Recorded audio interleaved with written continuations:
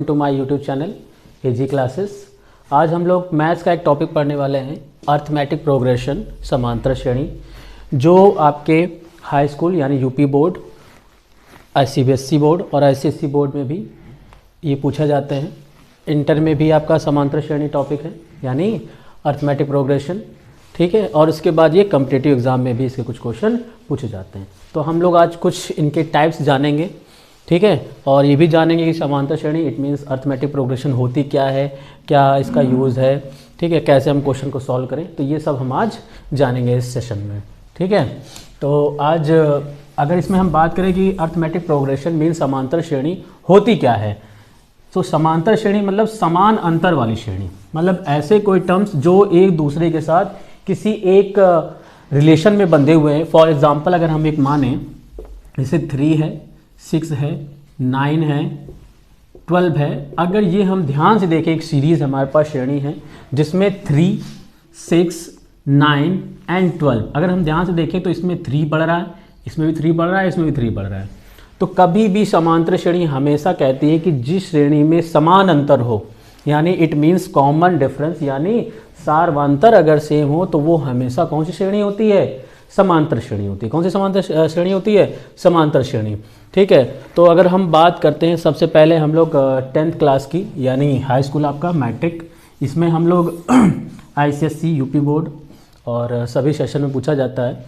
तो इसमें होता क्या है, सबसे पहले आपसे कुछ क्वेश्चन पूछेगा कि आप अगर कोई भी एक सीरीज़ दी है और हमें बताइए कि वह समांतर श्रेणी में है या नहीं है। तो अगर हम पता लगाना हो कि वो कोई समांतर श्रेणी में है या नहीं है, तो हम कैसे पता लगाएंगे? तो उसके लिए करना क्या है, फॉर एग्जांपल अगर हम मान लेते हैं एक सीरीज़ दी है ऐसे कुछ, और एक सीरीज़ मान लेते हैं ये दी है,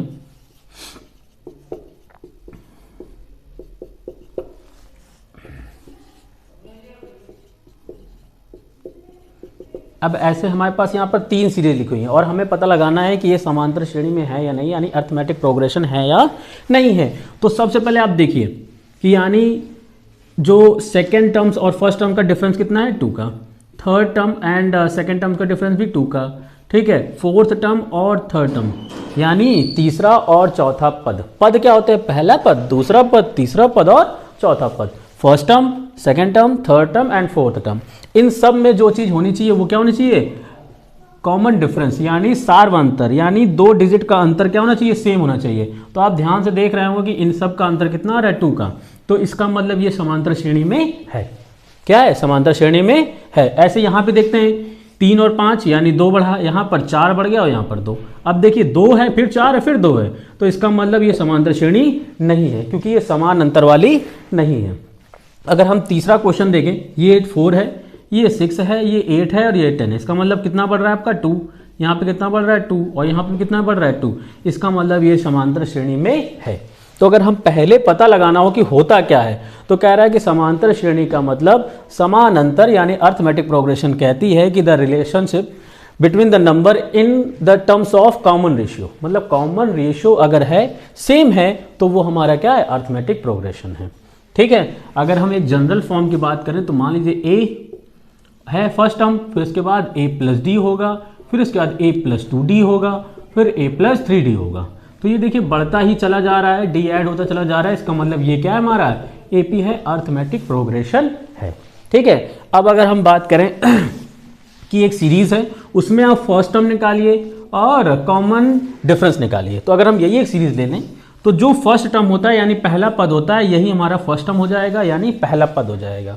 और अगर आपको निकालना हो कॉमन डिफरेंस, तो कॉमन डिफरेंस आप निकालने के लिए हमेशा सेकेंड टर्म से फर्स्ट टर्म, या थर्ड टर्म से सेकेंड टर्म्स, या 10 टर्म से थर्ड टर्म को क्या करेंगे? डिफरेंस कर देंगे, और कितना आ जाएगा? सब में 2। तो ये हम ऐसे इसका निकाल सकते हैं, first term and common difference, ठीक है। अब मान लीजिए कि एक क्वेश्चन हम लेते हैं कि एक हमको दिया है, जैसे कि मान लीजिए first term, second term, third term, fourth term, fifth term, pth term, nth term, तो बहुत सारे टर्म होते हैं। जनरल टर्म्स हम बोल सकते हैं, जनरल टर्म्स जो आपका होता है वो होता है nth टर्म। कौन सा होता है? nth term. nth टर्म बोल लीजिए, या इसको हम लोग an से रिप्रेजेंट कर सकते हैं या tn से रिप्रेजेंट कर सकते हैं। तो इसका फॉर्मूला अगर होता है आपका, क्या होता है, a plus n minus one into d, nth term बोल लीजिए, ठीक है, ये हमारा क्या होता है, a plus n minus one into d. अगर आप बात करें एसएससी बोर्ड की, तो एसएससी बोर्ड में एक इस टाइप के क्वेश्चन पूछे जाते हैं कि an equals to 4n plus 5 दिया है, तो इससे कहता है कि फाइंड द सीरीज, क्या फाइंड करिए, find the series common difference first term आप फाइंड करिए, ठीक है, इसके अकॉर्डिंग 20th टर्म फाइंड करिए, 15th टर्म फाइंड करिए। तो अगर हम क्या क्या फाइंड करना है, find first term, common difference, 20th term, ये सब हमको क्या करने हैं, इस जो गिवन है इससे हमें टर्म से फाइंड करने हैं, ठीक है, nth टर्म से ये सारी चीज़ें निकालनी। तो आप कैसे निकालेंगे, तो हमेशा याद रखिए इनको निकालने के लिए, जब भी ऐसा कोई क्वेश्चन दिया हो और आपको निकालना हो, सीरीज निकालनी हो, तो सिंपल सी बात है, जहाँ जहाँ n होगा, ठीक है, वहाँ पर n को हम लोग रिप्लेस करा देंगे उन नंबर्स के साथ। फॉर एग्जाम्पल अगर हम बात करें, जैसे हमारा क्वेश्चन है an equals to 4n plus 5, 4n plus 5, और हमें निकालना है फर्स्ट टर्म, सो लिखेंगे n equals to 1, so a1 हो जाएगा, यानी n जहाँ जहाँ होगा वहाँ वहाँ हम क्या रिप्लेस करा देंगे, 1 से, तो 4 इंटू 1 प्लस 5, तो 4 1 जा 4 और प्लस 5 यानी कितना आ जाएगा, 9। ऐसे सेकेंड टर्म निकालना हो तो a2 निकालेंगे आप, यानी n की जगह क्या रिप्लेस कराएंगे, 2, तो 4 इंटू 2 प्लस 5 यानी हो जाएगा 8 प्लस 5 इट मीन्स 13। ऐसे n इक्वल्स टू 3 निकाल लीजिए, तो a3 हो जाएगा, 4 into 3 plus 5 it means 12 plus 5, ये हो जाएगा 17, ठीक है। आप मैक्सिमम 3 निकाल लीजिए, आप चाहते तो और निकाल सकते हैं, ये आप पे डिपेंड करता है, मेरे हिसाब से 3 पर्याप्त है, ठीक है। ठीक है, तो अगर आपको निकालना है तो क्या हो जाएगा, 9 फर्स्ट टर्म, फिर 13 and 79 dot dot up so, ठीक है। तो अगर हम फर्स्ट टर्म की बात करते हैं इसमें, फर्स्ट टर्म, तो फर्स्ट टर्म आपका क्या हो जाएगा, 9। अगर आपको बात करनी है कॉमन डिफरेंस की, सो कॉमन डिफरेंस आपका यहाँ पे कितना हो जाएगा, 13 माइनस 9, यानी कितना इंक्रीज हो रहा है, 4। आप चाहें तो इसका भी डिफरेंस कर सकते हैं, कोई बड़ी बात नहीं है, ठीक है। तो ये आपका कॉमन डिफरेंस आ गया। फिर देखते हैं, कह रहा है 20th टर्म फाइंड करिए, क्या फाइंड करिए, 20th टर्म। तो 20th टर्म इट मीन्स जहाँ जहाँ n होगा वहाँ हम किससे रिप्लेस करा देंगे, 20 से रिप्लेस करा देंगे, it means a20, 4 into 20 plus 5 कितना हो जाएगा, 24 जा 80, 80 प्लस 5 इट मीन्स टर्म्स क्या हो जाएगा, 85, ठीक है।